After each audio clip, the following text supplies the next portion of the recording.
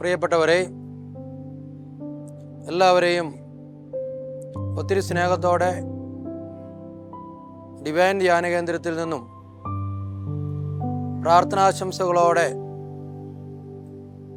ഈ ധ്യാന കേന്ദ്രത്തിൻ്റെ എല്ലാ അനുഗ്രഹങ്ങളും ഉണ്ടാകുവാനായിട്ട് സ്വാഗതം ചെയ്യുന്നു, പ്രാർത്ഥിക്കുന്നു. പ്രത്യേകമായും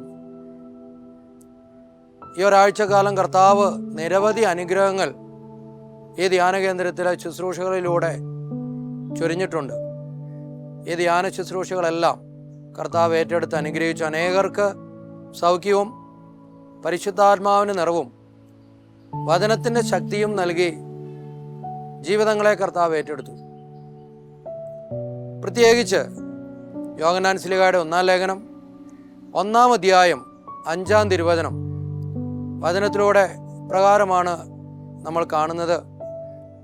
ഞങ്ങൾ പറയുകയും പ്രഖ്യാപിക്കുകയും ചെയ്യുന്നത് സന്ദേശം ഇതാണ്, അത് മറ്റൊന്നുമല്ല, ദൈവം പ്രകാശമാണ് എന്ന സന്ദേശമാണ് ഞങ്ങൾ പറയുകയും നിങ്ങളോട് പ്രഖ്യാപിക്കുകയും ചെയ്യുന്നത്. അപ്പോൾ പ്രകാശമായ ദൈവം നമുക്കെല്ലാവർക്കും വെളിച്ചമായി നമ്മുടെ ഇടയിൽ തന്നെയുണ്ട്. ആ കർത്താവിനെ നമ്മുടെ ജീവിതത്തിലേക്ക് സ്വീകരിച്ച് ആ വെളിച്ചം കടന്നു വന്നു കഴിയുമ്പോൾ അന്ധകാരങ്ങളെല്ലാം മാറിപ്പോകും. പ്രിയപ്പെട്ടവരെ, യേശുവിനോട് ചേർന്ന് നിന്ന് എല്ലാവർക്കും വെളിച്ചം നൽകുന്നവരായി തീരാൻ നമുക്ക് പ്രാർത്ഥിക്കാം. വെളിച്ചത്തിൻ്റെ മക്കളായി, യേശുവിൻ്റെ മക്കളായി, ദൈവത്തിൻ്റെ മക്കളായി നമ്മളെല്ലാവരും മാറുവാനായിട്ട് നമുക്ക് പ്രാർത്ഥിക്കാം. ഈ ഒരാഴ്ചക്കാലം കർത്താവ് നൽകിയ എല്ലാ അനുഗ്രഹങ്ങൾക്കും നന്ദി പറയുന്നു. പ്രത്യേകിച്ച് അടുത്ത ആഴ്ചയിലേക്കുള്ള ധ്യാനത്തിലേക്ക് എല്ലാവരെയും ഒത്തിരി സ്നേഹത്തോടെ സ്വാഗതം ചെയ്യുന്നു. കർത്താവിൻ്റെ അനുഗ്രഹത്തിലേക്ക് എല്ലാവരും കടന്നു വരാം. ഈശോ നമ്മെയും നമ്മുടെ എല്ലാ ജീവിത മേഖലകളെയും സമൃദ്ധമായി അനുഗ്രഹിക്കട്ടെ. Price the Lord.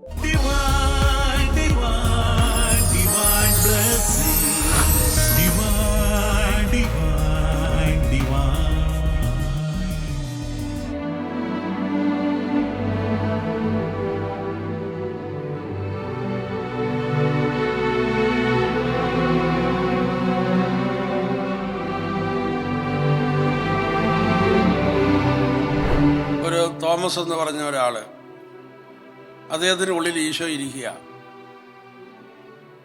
ഈ തോമസിന് ഒരു ക്യാൻസർ രോഗമുണ്ട്. അത് അറിഞ്ഞു. ആ നിമിഷം തൊട്ട് അദ്ദേഹം രോഗശാന്തിക്ക് വേണ്ടി പ്രാർത്ഥിക്കുകയാണ്. എന്നാൽ പുള്ളി ക്യാൻസർ രോഗത്തിൻ്റെ സൗഖ്യത്തിന് വേണ്ടി പ്രാർത്ഥിക്കാൻ തുടങ്ങുന്നതിന് മുമ്പ് തന്നെ ഈശോ ഈ തോമസിൻ്റെ ഉള്ളിലിരുന്നു കൊണ്ട് തോമസിന് വേണ്ടിയുള്ള പ്രാർത്ഥന ആരംഭിച്ചു കഴിഞ്ഞു. ഹല്ലേലൂയ. ഈശോ എങ്ങനെയാണ് തോമസിന് ഉള്ളിലിരുന്ന് പ്രാർത്ഥിക്കുന്നത്? ഈശോ പിതാവിനോട് പറയുകയാണ്, പിതാവേ, എൻ്റെ മകൻ ഈ തോമസിനോട് കരുണ കാണിക്കണമേ. എന്നിട്ട് ഈശോ വീണ്ടും പറയുകയാണ്, ഈ തോമസിന്റെ യോഗ്യതയിലേക്കൊന്ന് നീ നോക്കിയേക്കല്ലേ, എൻ്റെ യോഗ്യതയിലേക്ക് നോക്കി തോമസിനെ അനുഗ്രഹിക്കണമേ. വീണ്ടും ഈശോ പറയാ, പിതാവേ, എൻ്റെ തലയിലെ മുൾമുടി കണ്ടോ, എൻ്റെ കൈകാലുകളിലെ ആണിപ്പഴുത് കണ്ടോ, ഇതെല്ലാം ഈ തോമസിന് വേണ്ടിയുള്ളതാണ്. അതുകൊണ്ട് അതിൻ്റെ യോഗ്യതയിൽ തോമസിനോട് കരുണ കാണിക്കണമേ. ഹല്ലേലൂയ. അപ്പൊ അങ്ങനെ യേശു തോമസിന് വേണ്ടി ഹൃദയത്തിൽ മധ്യസ്ഥം വഹിച്ച് പ്രാർത്ഥിക്കുകയാണ്. ഈ മധ്യസ്ഥം വഹിച്ച് പ്രാർത്ഥിക്കുന്നത് നമുക്ക് മനസ്സിലാക്കി തരുന്നതും കേൾപ്പിച്ചു തരുന്നതും പരിശുദ്ധാത്മാവാണ്. അപ്പൊ ആത്മാവ് നിന്നോട് പറയാണ്, ദേ, നിന്റെ ഉള്ളിലിരുന്നു കൊണ്ട് യേശു നിനക്ക് വേണ്ടി പ്രാർത്ഥിക്കുന്നുണ്ട്. നീ ആ യേശുവിനോട് സഹകരിക്കുക. ഹല്ലേലൂയ.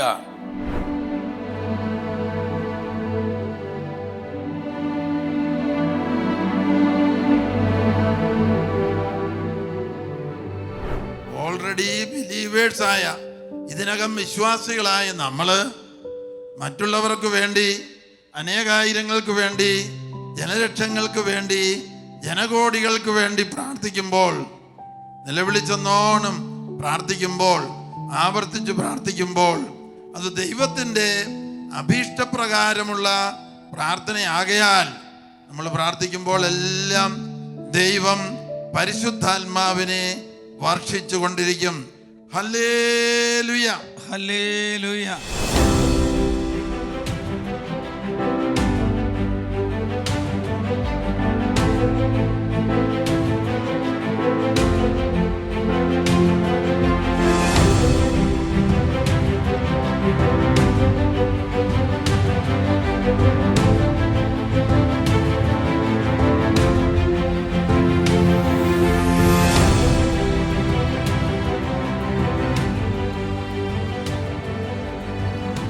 പിതാവിന്റെയും പുത്രന്റെയും പരിശുദ്ധാത്മാവിന്റെയും നാമത്തിൽ സമാധാനം നിങ്ങളോടുകൂടെ.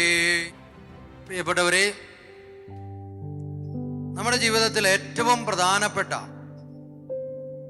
ഒരു വിഷയത്തെക്കുറിച്ച് ഒരല്പസമയം നമ്മൾ ധ്യാനിക്കുക.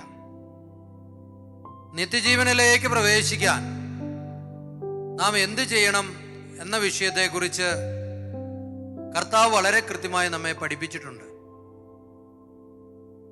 അതായത് മനുഷ്യന്റെ ജീവിതത്തിൽ ഏറ്റവും ആവശ്യമായി നിൽക്കുന്നത് എന്താണ് എന്ന് കർത്താവ് വളരെ കൃത്യമായി നമ്മെ പഠിപ്പിക്കുക. ഈ സമയം വളരെ കുറച്ച് സമയമുള്ളൂ. അതിനാൽ തന്നെ എല്ലാവരും വളരെ ശ്രദ്ധിച്ചിരിക്കുക. നമ്മൾ ഒരല്പസമയം ഈ ഒരു വിഷയത്തെക്കുറിച്ച് ധ്യാനിക്കുക. പ്രിയപ്പെട്ടവരെ, ഇന്ന് നമ്മളെ സുവിശേഷത്തിൽ കാണുകയുണ്ടായി, പെസഹ ആചരിക്കുന്ന സമയത്ത്, പെസഹ ഭക്ഷണത്തിന്റെ സമയത്ത് ഈശോ ചെയ്ത ഒരു പ്രവൃത്തി. യൂദന്മാരുടെ ആചാരമാണ് പെസഹ ഭക്ഷിക്കുക എന്നുള്ളത്. അപ്പോൾ ഈ പെസഹ ഭക്ഷണത്തിന്റെ ഇടയ്ക്ക് നടക്കുന്ന ഒരു കാര്യമാണ് ഇന്ന് നമ്മൾ വായിച്ചു കേൾക്കുന്നത്. അവർ ഭക്ഷിച്ചുകൊണ്ടിരിക്കുമ്പോൾ കർത്താവ് തൻ്റെ കരങ്ങളിൽ അപ്പമെടുത്ത് മുറിച്ച് അത് അവൻ തൻ്റെ ശിഷ്യന്മാർക്ക് നൽകിക്കൊണ്ട് പറഞ്ഞു, ഇതെൻ്റെ ശരീരമാണ്, നിങ്ങൾ ഭക്ഷിക്കണം. അതേപോലെ തന്നെ പാനപാത്രം എടുത്തുകൊണ്ട് പറഞ്ഞു, നിങ്ങൾ എല്ലാവരും ഇതിൽ നിന്ന് കുടിക്കണം, ഇതെന്റെ രക്തമാ. ഇങ്ങനെ ഈ ഒരു കാര്യം പറഞ്ഞ് അവരെ പഠിപ്പിച്ചു. പ്രിയപ്പെട്ടവരെ, തുടർന്ന് നമ്മൾ വീണ്ടും കുറച്ചും കൂടെ ഇതിനെക്കുറിച്ച് ആഴമായി ഒന്ന് ചിന്തിക്കുകയാണെങ്കിൽ യോഹന്നാന്റെ സുവിശേഷം വളരെ പ്രധാനപ്പെട്ടതാണ്.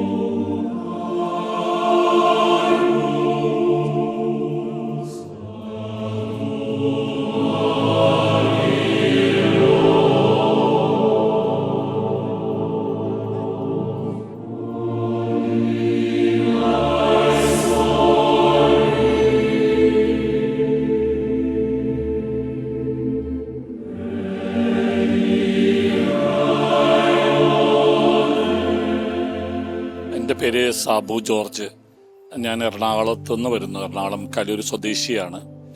പലതരത്തിലുള്ള ഒരു മാനസിക പ്രയാസങ്ങളെന്ന് പറഞ്ഞാൽ പലതരത്തിൽ. അപ്പോൾ ഈ കഴിഞ്ഞ വെള്ളിയാഴ്ചയാണ് പെട്ടെന്ന് പള്ളിയിൽ വെച്ച് കുർബാന കണ്ടുകൊണ്ടിരിക്കുമ്പോൾ ധ്യാനത്തിന് വരണമെന്ന് തോന്നിയത്. അങ്ങനെ ഞായറാഴ്ച ധ്യാനത്തിന് വന്നു. മാനസികമായ ചില ഉണ്ടായിരുന്ന പ്രയാസങ്ങളൊക്കെ മാറി വളരെ ഫ്രീ ആയി കുർബാനയും പനക്കലച്ചൻ്റെ പ്രസംഗവും മറ്റു എല്ലാ കാര്യങ്ങളും കേട്ടപ്പോൾ മാനസികമായും ശാരീരികമായും എല്ലാ പ്രയാസങ്ങളിൽ നിന്നൊരു വിടുതലുണ്ടായി. ദൈവത്തിന് നന്ദി.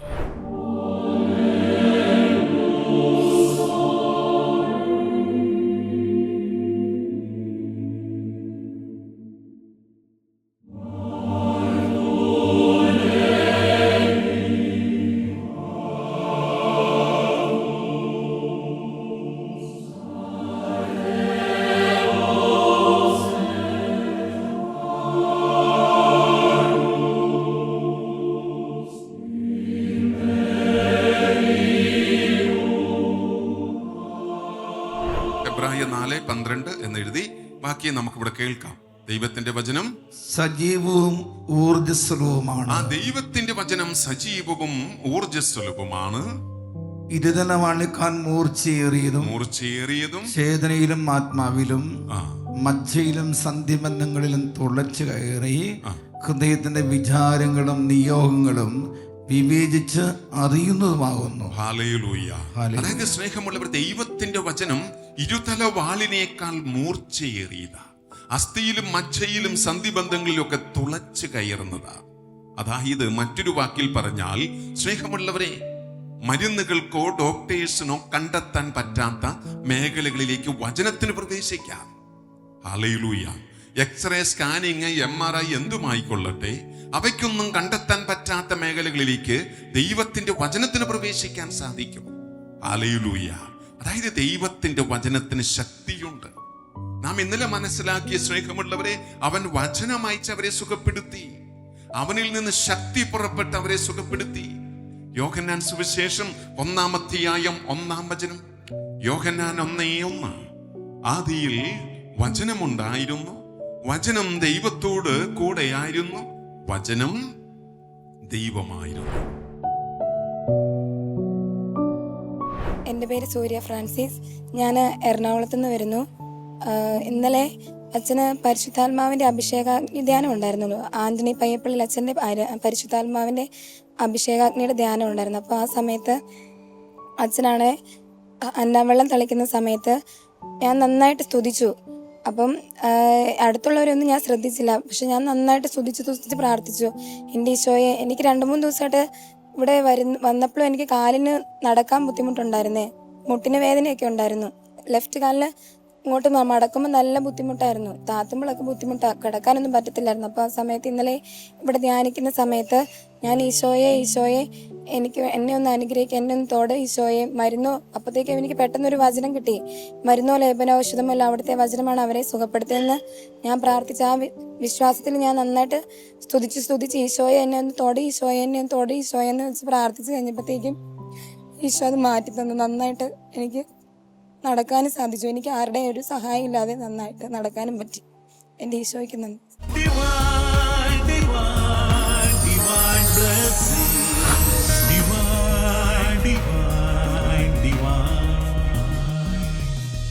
പിന്നെ എന്തിനാ ഈ മറിയത്തോട് പ്രാർത്ഥിക്കുന്നത്? അത് ചുമ്മാതാണ്. നമ്മൾ യേശുവിനെ രക്ഷകനും നാഥനുമായി സ്വീകരിച്ച യേശുവിനോട് പ്രാർത്ഥിച്ചാൽ മതി, അങ്ങനെ ബൈബിളിലൊന്നും പറഞ്ഞിട്ടില്ലല്ലോ എല്ലി പ്രാർത്ഥിക്കാനായിട്ട് എന്നൊക്കെ പറഞ്ഞ് ഒരുപാട് പേര് മാതാവിനോട് പ്രാർത്ഥിക്കാതെ മാറി നിൽപ്പുണ്ട്. Praise the lord. അങ്ങനെയുള്ളവരോടാണ് യേശു ഈ വചനം പറഞ്ഞത്. യോഹന്നാൻ 8-ാം അധ്യായം 32-ാം വാക്യം. എൻ്റെ പേര് ജോസഫ് മാത്യു, മുണ്ടക്കത്ത് താമസിക്കുന്നു. ഒരു ബൈക്കായിട്ട് കൂട്ടിയിടിച്ച് അപകടം ഉണ്ടായി. ഇടത് കൈയുടെ 3 ഞരമ്പ് മുറിഞ്ഞു പോയി. അത് ഓപ്പറേഷൻ കഴിഞ്ഞു കുറച്ച് ട്രീറ്റ്മെൻ്റ് ആയിട്ട് കൈ പൊക്കാൻ മേലാതെ വന്നു. അപ്പോൾ അത് ഇവിടെ പ്രാർത്ഥന കഴിഞ്ഞപ്പോഴത്തെ കൈ പൂർണ്ണമായിട്ട് പൊക്കാൻ പറ്റി, സൗഖ്യം കിട്ടി. അത് ദൈവത്തിന് നന്ദി. എൻ്റെ പേര് മൗൻ മരിയ ജോസഫ്. ഇവിടെ ഡിവൈൻ ധ്യാന കേന്ദ്രത്തിൽ ഞാൻ ഫസ്റ്റ് ടൈമാണ് വരുന്നത്. ബിനോയച്ചൻ്റെ നേതൃത്വത്തിൽ ഇവിടെ നടക്കുന്ന ധ്യാനത്തിൽ പങ്കെടുത്തിട്ട് ആദ്യത്തെ ദിവസം തന്നെ എനിക്ക് അനുഗ്രഹം കിട്ടി. എനിക്ക് ആക്സിഡൻറ്റ് ഉണ്ടായപ്പോൾ ഞാനും പപ്പായും കൂടെ പോകുമ്പോൾ ഒരു സ്കൂട്ടറും കൊണ്ട് ആക്സിഡൻറ്റ് ഉണ്ടായി. അപ്പം അതിൻ്റെ ഫലമായിട്ട് എൻ്റെ ഇടത്തെ ഷോൾഡറിൻ്റെ അവിടെ ഷോൾഡറും പിന്നെ കൈയും കൂടി ചേർത്ത് എനിക്ക് ഭയങ്കര വേദനയായിരുന്നു. അതിവിടെ വന്നപ്പോൾ ഇല്ലാതായി. ഇപ്പം എനിക്ക് കൈ നന്നായിട്ട് പൊക്കാം, ഒരു പ്രശ്നവുമില്ല, ഷോൾഡറിന് ഒരു വേദനയില്ല.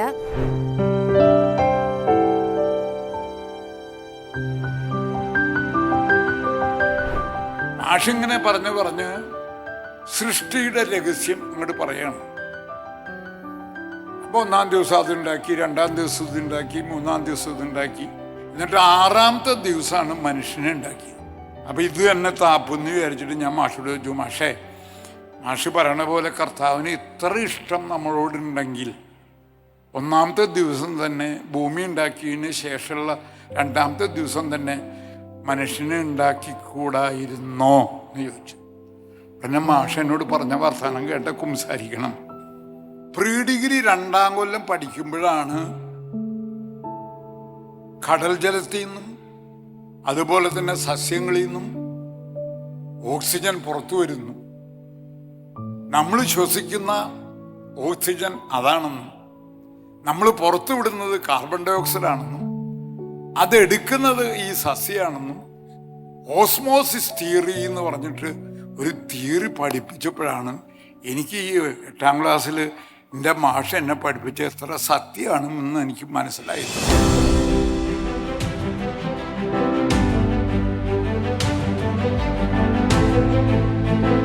എൻ്റെ പേര് ദിവ്യ, കൊടുങ്ങല്ലൂരിൽ നിന്നാണ് വരുന്നത്. എനിക്ക് ഇവിടുത്തെ കൺവെൻഷനിൽ വെച്ചിട്ട് എൻ്റെ അമ്മ പ്രാർത്ഥിച്ചതിൻ്റെ ഫലമായിട്ട് ഒരു വചനം ഇവിടെ ഒരു വൈദികൻ പറഞ്ഞായിരുന്നു. ജെറമിയ 23:29 എൻ്റെ വചനം അഗ്നി പോലെയും പാറയെ തകർക്കുന്ന കൂടം പോലെയും അല്ലേ. ആ വചനം പറഞ്ഞ് എനിക്ക് സ്റ്റോണിൻ്റെ അസുഖം ഉണ്ടായിരുന്നു, സർജറി പറഞ്ഞതാണ്. അപ്പോൾ ആ വചനം പറഞ്ഞ് പ്രാർത്ഥിക്കാൻ എൻ്റെ അമ്മ പറഞ്ഞിട്ട് അത് പ്രാർത്ഥിച്ചതിൻ്റെ ഫലമായിട്ട് എനിക്ക് അന്ന് തന്നെ ഡോക്ടറിൻ്റെ മരുന്ന് കഴിക്കുന്നതിന് മുൻപ് തന്നെ എനിക്ക് സൗഖ്യപ്പെട്ടു, എൻ്റെ സ്റ്റോൺ പോയായിരുന്നു. അപ്പം അതിന് നന്ദി പറയാനായിട്ടാണ് ഞാൻ ഇവിടെ ധ്യാനത്തിനായിട്ട് വന്നത്. അതിൻ്റെ ഫലമായിട്ട് എനിക്ക് ഒത്തിരി അനുഗ്രഹങ്ങൾ കിട്ടി. ദൈവത്തിന് നന്ദി.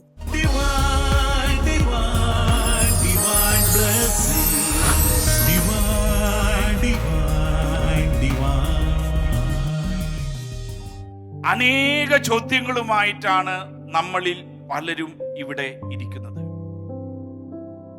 എന്നാൽ പലപ്പോഴും നമ്മുടെ ചോദ്യങ്ങൾക്ക് ദൈവസന്നിധിയിൽ ഉത്തരം കിട്ടാറില്ല.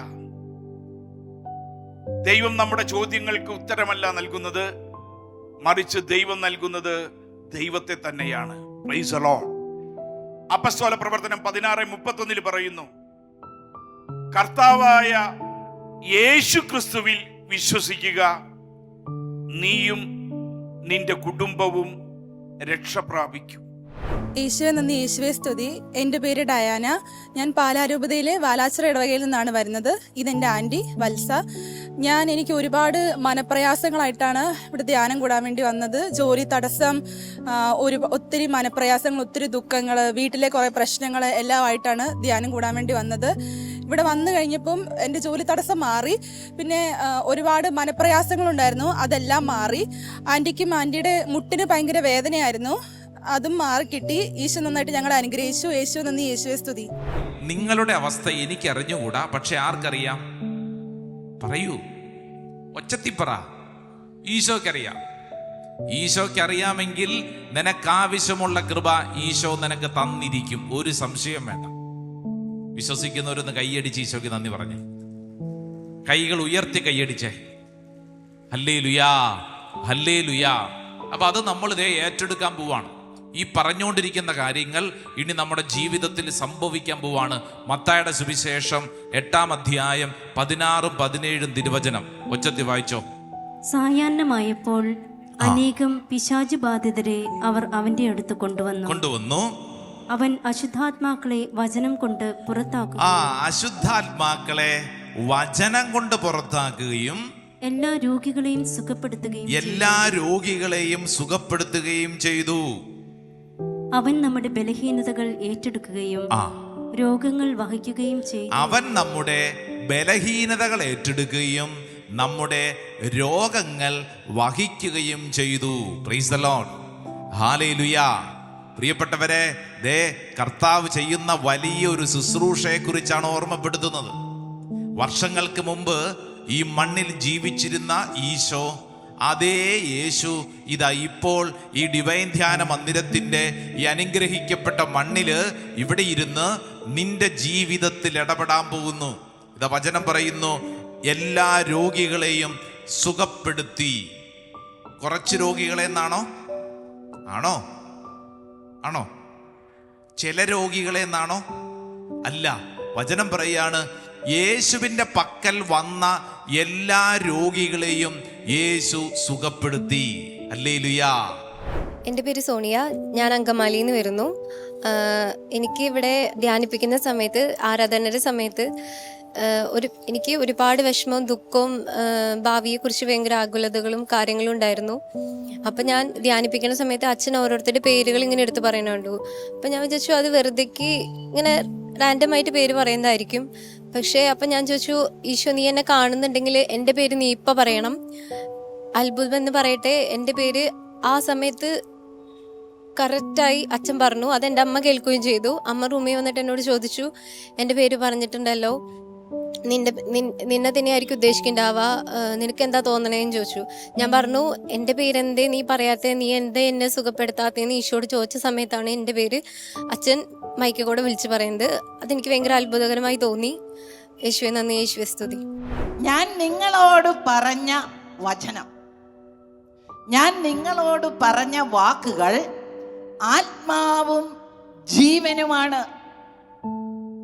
പ്രിയപ്പെട്ടവരെ, പത്രോസ്ലീഹ പ്രസംഗിച്ച വാക്കുകൾ ആത്മാവും ജീവനുമാണ്.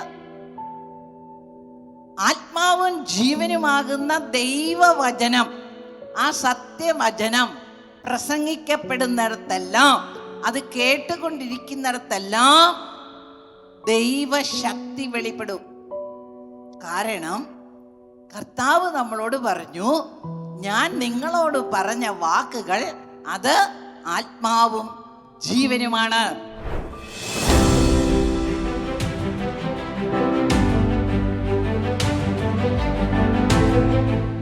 എൻ്റെ പേര് ആൽഫിസ്. ഞാൻ ഇടുക്കി ജില്ലയിൽ നിന്ന് വരുന്നു. എനിക്ക് ധ്യാനം കൂടുന്നതിന് മുമ്പ് ഭയമുണ്ടായിരുന്നു. ഞാൻ സ്തുതിച്ച് പ്രാർത്ഥിച്ചപ്പോൾ എൻ്റെ ഭയം വിട്ടുമാറി എനിക്ക് പരിശുദ്ധാത്മാവിൻ്റെ സന്തോഷം ലഭിക്കുകയും ചെയ്തു.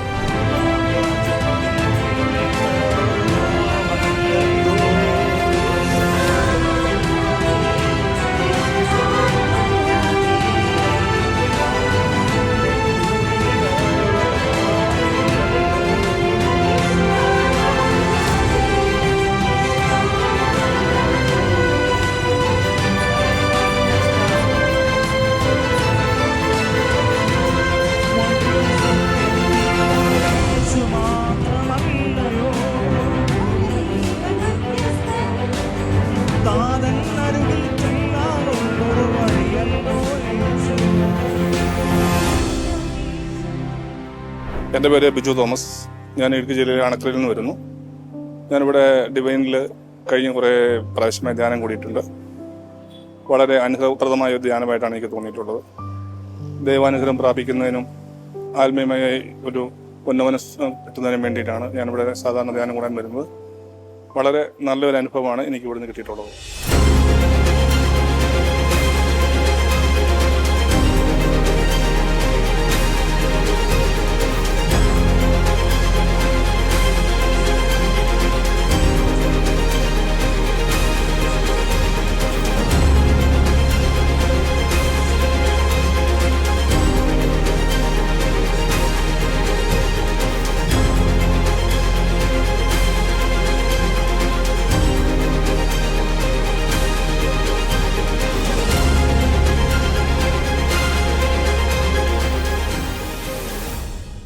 ഹല്ലേലൂയ, ജയം ഹല്ലേലൂയ, യേശു കർത്താവ് ജീവിക്കുന്നു.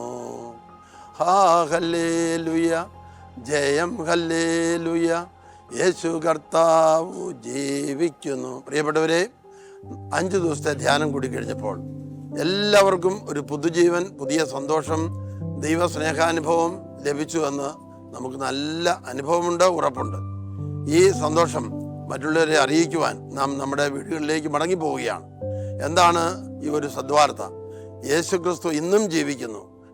യേശുവിൻ്റെ വചനം കേൾക്കുന്ന എല്ലാവരുടെയും മേൽ പരിശുദ്ധാത്മാവിനെ വർഷിച്ച് അവരുടെ ദുഃഖഭാരങ്ങളും അവരുടെ ജീവിത നൈരാശ്യങ്ങളും മാറിപ്പോകുന്നു. ഈ നല്ല വാർത്ത ഇനിയും അനേകം പേർക്ക് ധ്യാനത്തിലേക്ക് വരുവാൻ കാരണമാകട്ടെ. ഈ സന്തോഷം അനേകർക്ക് പകർന്നു കൊടുക്കുവാൻ ഇടവരട്ടെ. നമ്മുടെ കർത്താവായ യേശു മരിച്ചുയർത്തവൻ ഇന്നും ജീവിക്കുന്നു. രോഗികളെ സുഖപ്പെടുത്തുന്നു, ദുഃഖിതരെ ആശ്വസിപ്പിക്കുന്നു, കുടുംബ തകർച്ചകളിൽ നിന്നവരെ മോചിപ്പിക്കുന്നു. എല്ലാവരുടെയും മേൽ പരിശുദ്ധാത്മാവിനെ വർഷിക്കുന്നു. മറ്റുള്ളവർക്ക് പരിശുദ്ധാത്മാവിനെ കൊടുക്കുന്ന ഉപകരണമാക്കി നമ്മെ മാറ്റുന്നു. പിതാവിൻ്റെയും പുത്രൻ്റെയും പരിശുദ്ധാത്മാവിൻ്റെയും നാമത്തിൽ അനുഗ്രഹം, അഭിഷേകം കൊടുക്കുന്നവരായി നിങ്ങളെ ദൈവം ഇനിയും ഉയർത്തട്ടെ. ആമേൻ.